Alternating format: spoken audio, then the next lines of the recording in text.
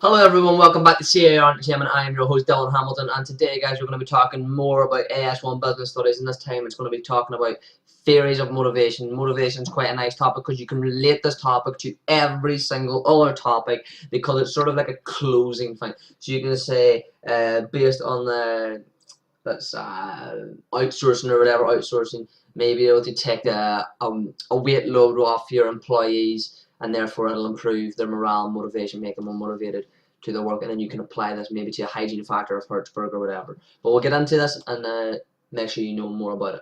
So motivation then. Motivation is the will to work due to the employment of work itself, and this is incredibly important. I think it's a lot more important than just pay, for example, but we'll get on to that when we talk about Mr. Taylor. So when motivation comes within the individual, this is intrinsic, but another view is that the will or desire to achieve a given target or goal is extrinsic. So the characteristics shown then. An organisation who have a workforce that is highly motivated shows a number of characteristics. These are a low level of absenteeism at all levels within the workforce, few employees leaving business, therefore there's a low level of labour turnover. They have good industrial relations, and they have a high level of productivity from their labour force. So the importance of this then. Why is motivation important? Well, a low production cost will offer two opportunities. This means that you can sell your products more cheaply and maintain price levels, enjoying greater profits. Your low production costs will come across from high motivation. High level of motivation will also lead to motivated employees, which means it will be easier to attract new employees as you have a reputation of a good employer. Motivation will also contribute positively to creating a good corporate image. Firms will need to be competitive, so motivated employees will be an essential element in making a business competitive. The purpose behind the motivation praise that we will now go on to talk about is that the introduction of mass production techniques and the division of labour force and the workplace and associated tasks presented to employees become monotonous, basically become boring. So these theories were introduced to try and make the employees more motivated, essentially.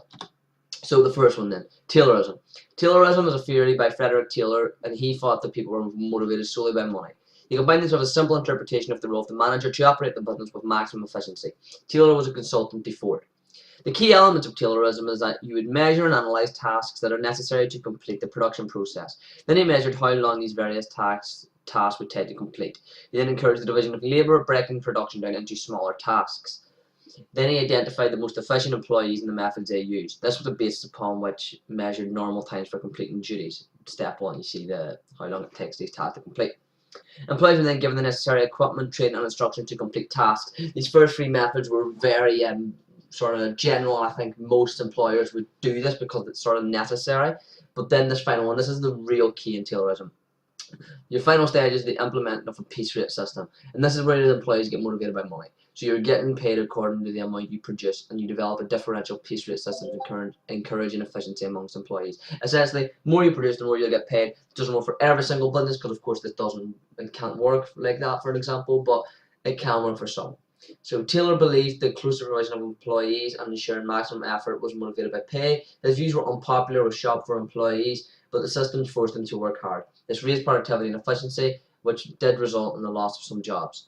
The ideas resulted in strikes and other industrial actions by dissatisfied workers. The next one is Maslow's Hierarchy of Need. This is presented in a triangle with the basic needs at the bottom and the higher needs at the top. With the lower level being satisfied, the individual will strive to satisfy higher needs, and Maslow argued that a business must motivate offering the chance to fulfill higher needs once the lower ones are satisfied. This is more attractive to managers as it's offered more an individual approach. And this essentially just means that you can't satisfy a higher need until the one below it is satisfied. You can just do a quick Google search and you'll find the Maslow Hierarchy of Needs on that there. Basically says all you really know is that basic needs bottom, self-actualization at the top, and you can't move up until the one below is satisfied. So then we have Fredrik Hertzberg's two-factor theory, and we're going to talk about the hygiene factors to start with. So the hygiene factors are motivators. The hygiene factors are like company policy, the supervision of employees, working conditions, salary, and relationship with fellow workers. These factors could lead to dissatisfaction, as pay cannot motivate as a hygiene factor. A hygiene factor is not a motivator, it's just someone that's good to have on the side, but it will not be it will not motivate your employees essentially to go out and be at a massive increase productivity massively. So what is then your motivators? This is your personal achievement, the interest in the work with personal growth and advancement.